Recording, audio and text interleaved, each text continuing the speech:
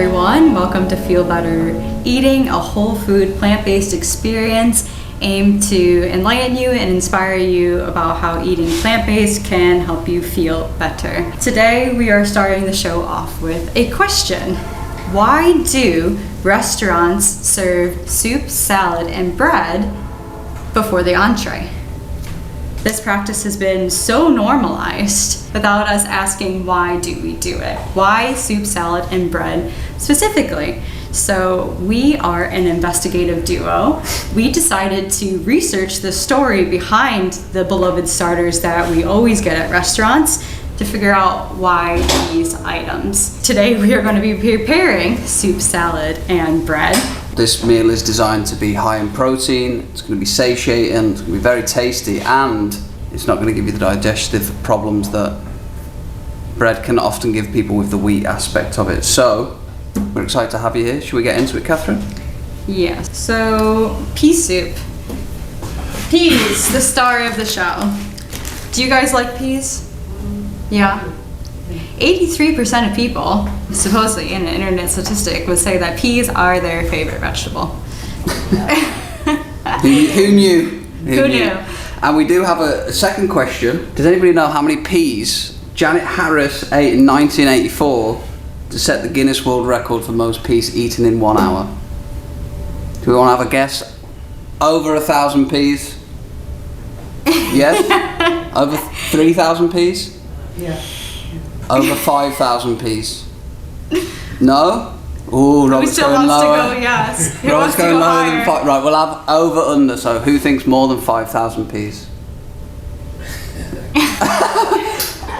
Well, Why? we're obviously not a very educated group of people to not know the answers to this, but the actual amount is 7,175 peas in 60 minutes, and she used chopsticks. Incredible. So now you can all sleep better tonight, can't you? There's no video evidence, there's no picture evidence. But it's in the Guinness World Book of Records, so Yes. it has to be true. It's all left to our imagination and how she actually did that, because that must have been a remarkable scene to Yeah, so in observe. honour of Janet, we're going to make a pea soup. Peas actually don't need that long to cook. We are going to be adding them close to the end of the recipe. The longest thing that it takes to cook is our first ingredient, which is potatoes, another ancestral beloved vegetable of the human race. And we have diced up this potato, peeled it, and we're gonna get it into the pot. Potatoes' role in this recipe is to help thicken the soup once we go to blend it, once we go to blend the pea soup. So we're gonna cook these potatoes down, and because we don't wanna use oil, we're gonna cook them down using vegetable broth. So we're going to take a cup of vegetable broth. Ooh, Well, there we go. nearly had extra then. So you can obviously make your own vegetable broth at home. We're just using this pre-made version. But the broth, if you ever think about it, is a bunch of cooked vegetables together, so it's full of vitamins and minerals, which we all love. So we'll get these potatoes on. So while Kate gets that on the hob, I want to talk a little bit about why we have soup as a starter. Does anybody have any ideas? Why do we do soup? Your digestive system. Ooh, ding, ding, ding. Robert, with the gold medal answer, that is exactly it. So with the soup as the way it is, it helps with digestion. Do you want to touch more on how that works? Well, because most soup is infused, as we said, if you cook a soup and the lid's on it, everything you're cooking in it is circulating, and the nutrients and minerals are circulating within it, so it's very nutrient dense. Soup is. So when you're sipping on it and you're ingesting it, and because it's mostly liquid, it primes your stomach for digestion, because it's easy to digest with it being either a smooth or soft texture most of the time with soup. Yeah, cool, very good, Robert, excellent. We're going to be adding onion to the soup as well. So this is a sweet onion, I believe, just diced up. Yeah. And so once the potato gets boiling and softened, we're gonna add the onions. Lemon juice will be added to cut the flavor, and then we'll be adding salt and pepper. Oh, things are really going on over there. Yeah, and then we're going to be garnishing and flavouring the soup with fresh herbs. I'm not falling for that one again. You didn't take the bait then at all, did you? Classic. What herbs are we going to be using? Today we're going to be using thyme and sage. So these are warm, wintry flavors that will match the pea soup very well. Have you guys ever nibbled on a leaf of thyme before? Do you guys want to try it? Who wants to try it? Me? Okay. We'll each. Is that what we're going to do? Really cool. Well, I mean, might as well. Yeah, yeah. Do you want to taste it fresh? Sure. Herbs in their freshest form are, really good for you. I will. You want to try it a little bit? That's nice. When you're making this pea soup, you don't have to use thyme and sage specifically. That's just was suggested to us. I've seen this recipe done with basil, oregano, and some people even use mint to make pea soup, which And is we don't just a bit trust those quirky. people. I don't trust that. Can you use dry? Yes. Sure, yeah. We just were utilizing fresh because we love fresh. Yeah, and dried can also be like the condensed version as well, and it can be equally as healthy. And it's not nutrient sometimes dense. more, depending on which herb it is. The dried version is better for you, so it just depends on which one, doesn't it? And how available it is. Yeah. But what I love about soups, and this is like, it's so easy, like we're just literally boiling potatoes in vegetable broth, and then you add in a few extra ingredients, and they all just, as Kate has prefaced many times, they do just all sit together in that pan, and you can't really get it wrong. And I like foolproof cooking, so long as you don't have it on too hot. You can't overcook it really, can you? It just goes all into one, and I love that. So, okay, we talked about why soup is a starter because, as Robert said, it helps with digestion. But where does bread come into it? Over time, bread has changed drastically, and I don't know if any of you guys have experienced this, but we personally can't eat bread, and it's been so stripped, bread as we know, it's been so stripped of most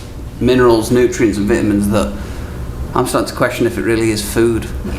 Because when we eat it, we get like kind of clogged up, and I don't know why they do serve that at restaurants, and this is just only speculation, but maybe it's to fill you up so they can serve you a slightly smaller portion size and you'll be happy with it. Make you think you're getting more, Oh yeah, so it's not Yeah. just me that thinks that, because we don't know for sure, do we? But and it's a cheap filler. it's a cheap, exactly, a cheap filler, and then they have it there, it clogs you up, and then you like kind of, Bread, like wheat bread in the 60s was a lot more healthier than today. There's Yeah. more chemicals in the yeah.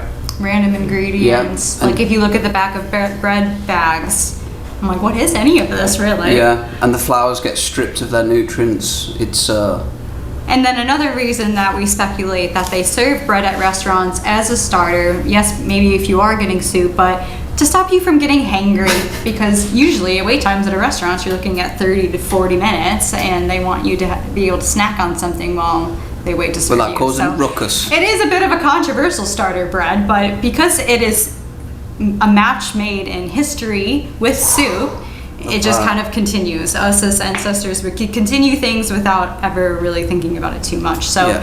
today, this flatbread that we're making is really special because it is gluten-free, but because it has different flours in it that haven't been stripped of their nutrients, the bread will still retain nutritional value. It won't be as hard on the stomach, and it's It'll be going to tasty. be tasty. So if you understand the basics of breads, you can make them out of anything at any time. It's really quite simple. It is all about having the ratios of flours to other things. So first off, we're going to be adding the almond flour. 1 1/4 cups. Almond flour, very easy to source. And it's going to be, as we said, high in protein on this recipe. That's a lot of it's coming from this almond almond flour. Okay, so we're adding like a cup and a fourth here, which is quite random. I wish it was just like a little bit more straightforward, but the way that the recipe came out, this is just what it is. I usually am just eyeballing things most of the time when I make a bread at home, because You go for the consistency. more often that you're doing it, the more intuitive it becomes, and you understand like, oh, next time I have to do this or do that. But And do you want to tell them how many times you've been testing breads like this? Because you've been doing it for a while. I would say several years, because when you go gluten-free, when the gluten-free breads from the store, they also have a bunch of random ingredients in them, and they can be quite expensive. So you have to surrender a little bit and be like, you know what, I'm gonna figure this out for myself. And So this is oat flour, right? yeah. again, super satiating. There's a lot of calories in oat flour as well, which will help this bread stay together through the cooking process. And it is high in protein as well, and Yeah. fiber. And then we're gonna add, some rolled oats just for a texture, consistency difference. And what goes better with oats than more oats, right guys? Take on last week's show. Yeah. Hopefully you can go check out our pancake recipe. No, heck, what did we make last week? Oh, oat bake. Oat bake. And then we're going to be adding ground flaxseed. Does anybody remember why we add flaxseed? Quiz time. Fiber, yeah. Fiber and essential fatty acids. I remember that. Yeah, I can see it. I see it going off. But repetition is the. What did I say about repetition? It's good. You can always remember that seeds are full of fat. Yeah. So if something's a seed, oh, it's got fat in it. And acid's just kind of a random thing, and then essentials. Acid. Flax, essential. No, Oh, it doesn't okay. rhyme. It doesn't rhyme. Scratch that. I love when things rhyme because it makes it easier. Scratch that one. Scratch that one. Okay. How much of this one? So this is flaxseed. This is going to be our binder in the Yeah. recipe as well. That's why we love flaxseed in recipes. Operates like an egg. Okay, so since this is a gluten-free bread and a simple bread, we're not going to be using yeast. This isn't a sourdough. So you have to come up with different ways to inspire leavening of the bread. So baking, if you're familiar with baking, baking powder and baking soda are used in most baking recipes as a leavening agent. So we're going to be using that in our recipe today. So now that we have our baking powder and baking soda in here, it's a little bit goes a long way. If you add too much of this, your bread's going to taste like so sour that you're not going to even want to eat it. Yeah, it won't be good. We'll just add a little bit of sea salt just for fun. Okay, so this is a chemical reaction now, where because the baking soda and baking powder is mixed in here, we're going to inspire it to leaven, because what happens when you add vinegar to baking soda? Does anyone know? Yeah, it foams, it bubbles, it becomes big. So adding hold the this up. vinegar into this will interact with our powders that we put in, and it's going to help it rise in the oven. How much is going to actually We're rise? looking at the mirror. Oh, jeez. See, it's doing something already. Science. Science. Last but not least, we're going to add a plant-based milk, which is almond milk today, but you can use whatever plant-based milk that you Maybe have. oat milk. Then you'll have triple oats. Triple oats. Should be a wrestler though. Triple Oats, the wrestler. Oh my God. We're trying. The material is lacking maybe, but we're trying. Triple oats, man. 1 1/4 cup. I like the challenge of it being crossed out. It's kind of fun, actually. It's like a treasure map.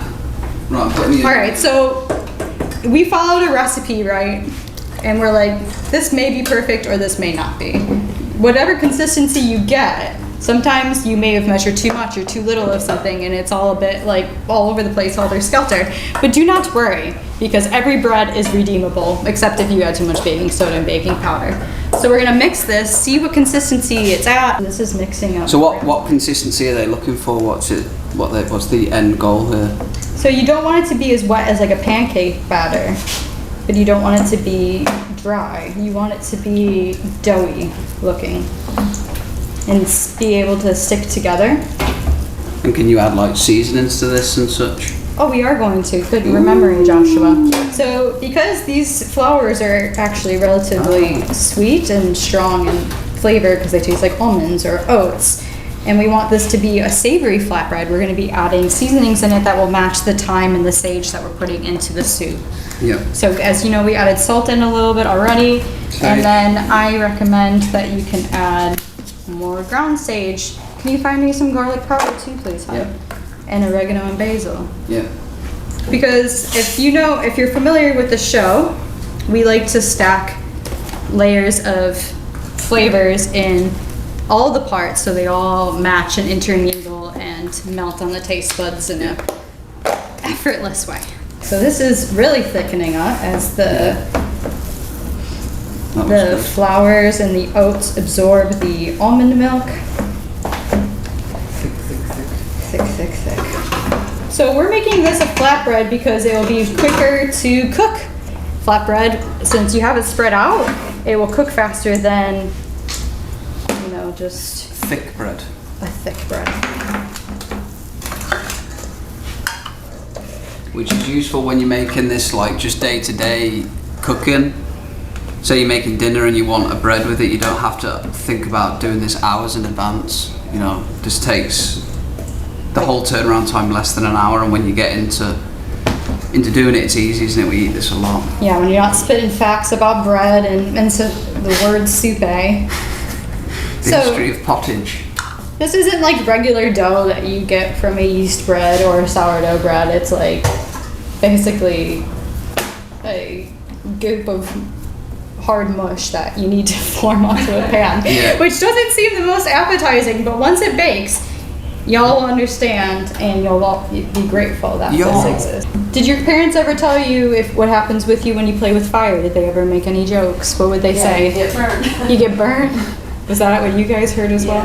Yeah, you play with fire, you get burned. Yeah, that's only been around for like, I don't know, a couple of thousand years probably.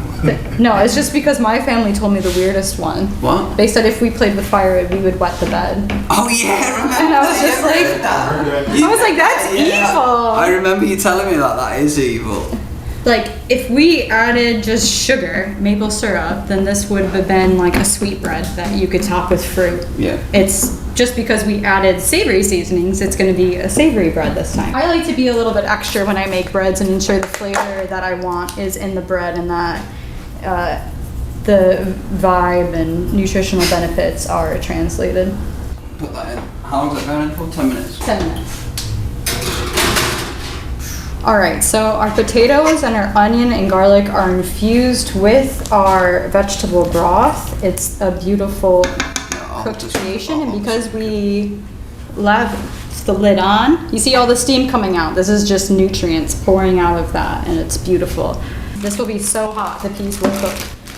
Wow, in there. It says 2/3. That's right. All It's right. about that. Wow, that's so green and beautiful.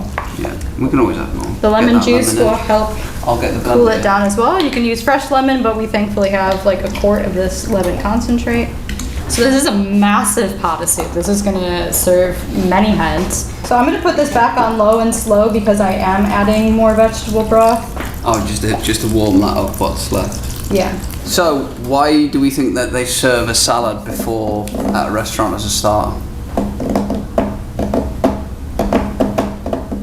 Catherine, why do we think that? Well, it's under the similar guidelines that it helps with digestion. And supposedly, the concept of eating a salad before an entree started with the Romans in 25 to 79 AD. Pliny the Elder, a philosopher that lived around that time, suggested that eating fresh vegetables before the entree encouraged digestion, and as the Romans did, we continued this generational habit, whatever, on until modern day, which is just fascinating. So salads, we know personally, contain lots of living enzymes. It's alive. It's full of life, and when you chew a salad thoroughly and digest it, your system loves it. It works with it. It burns it fast as energy, and it actually sometimes even encourages you to be hungrier and readier for whatever entree is coming that may be harder to digest. Like beans are a little bit harder to digest. The flours will maybe be a little bit harder to digest. So the soup and the salad together will be this wonderful nourishment that will encourage you to want to eat, Eat well. potentially. So the salad we're making today is obviously, Yes. again, infinite types of different salads that you can make. We found and find that buying just salad greens from the store is a pretty difficult way to make salads work because they go off so quick, and we think that for what you pay it's expensive. So for the last while we've been making exclusively microgreen salads, and we grow these, so that's what we're going to be making today. We have radish in this one, and you want to open this one, And we have sunflower in this. and we have some flour in this one. So They we look grow very these at green, home. though. They're very fresh. We eat them within a week of harvesting them. And we love having micro salads because they're so packed with nutrients that we don't have to eat as much, and because microgreens are so unique in their different flavor profiles, you get a great diverse flavored salad, which we love. But we are adding spinach to this salad, aren't we? Yeah, just as a base. There's countless videos about microgreens and growing them and how easy it can be. Yeah. You just have a tray, you put the seeds out, let them germinate, and then put them under light, and then you have a forest of greens. Yeah. It's incredible to see. Having houseplants makes you feel better living, I think. When you have plants around, you see the green, you're just like, ooh, look at this life, and it's doing, and it's so bright, and it wants to live, it wants to be healthy, and to me, that's so inspiring. And we can grow any sort of plant at home, like aesthetically, like, oh, one plant looks nice, but can you use it in your everyday life? We'd like to have plants that, you know, provide us nutritional benefits. So if you can have a mini herb garden in your house, they sell kits on those on Amazon where you can have a grow plate and a light. You can have microgreens grown at home really easily. People do it for themselves all the time. So it's one of those things where if you're gonna grow something that you can consume and enjoy and that will nourish you, and you'll be so happy to have it in your house. Yeah, it's very good for your mental health as well, seeing life in that way, the full circle. And I always find, even if I've had a real bad day, it just hasn't worked out for me specifically, and I go home and they're just still growing. They don't care. They're not like, oh, Josh has had a bad day, I'm gonna have a day off growing. They just carry on, and it kind of makes me feel more connected and less trapped in my ego, you know, about the bad things that have happened to me, even though they're not necessarily bad. So very grounding, and it's just beautiful. So highly recommend. And it's pretty straightforward to get. You don't need a grow light. You could grow them under these lights / just sunlight. They don't need that much. It's just a bit less predictable. If you have a grow light, you know how they'll grow more consistently, but you don't need it. So. Something I was thinking about the other day that I never really thought about as well is that when all of the trees during this fall time lose their leaves, then they're not processing, and much of it's our carbon dioxide, and so we're not getting as fresh of air during the fall and the winter months. And when you have plants inside, they're always processing carbon dioxide, so I think it freshens the air, and it's like, oh, we all deserve fresh air. That does look good, like, doesn't it? So those are all in little bite-sized pieces, because when it comes to salad, you want to chew it as much as you possibly can, because chewing is the first form of digestion. When you chew your food thoroughly, it gets absorbed into the micropores of your mouth, and the micropores of your mouth are connected to your entire body, and it's like a fast track to it. So you want to chew your greens really thoroughly, so if you cut them really small, it makes them easier to chew, which is great. We like salads to be as simple as possible because we think the greens themselves, you'll notice the radish and the sunflower and the spinach all provide their own unique flavor. And we know that the bread season, the soup season, so this is just a palate cleanser really. That's also another reason why salads are served with meals, is because they cleanse your palate. The duo's at it again. Wing bang dang. That was never in doubt really. Pea soup. Okay, so now we're gonna add some spinach. So we're just gonna throw a few handfuls in here. We're not gonna overthink how much we put in here. You could also throw microgreens in here. That's great. I'm gonna do some more. Right, you can add them in as we go. Right. Okay. I'm gonna blend this. Let's see what happens. Blending break. Excuse us, guys. Fine.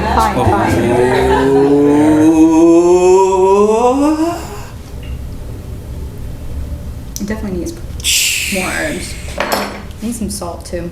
Voila. Very bougie, that. It's going to be.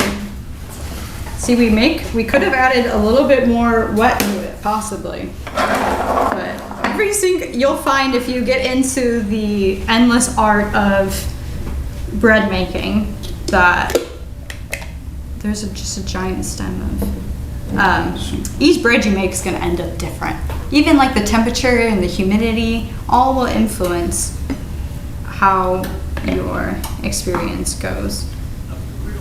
Oh, and then I put the bread on the side. Oh, yes. We'll create like a little. Yeah, I'm putting one of these on the top. Voila. Oh, we'll just garnish some thyme on there. Wow, how special. If you're throwing a dinner party or a family event and you just want an excuse to be fancy, this was so simple.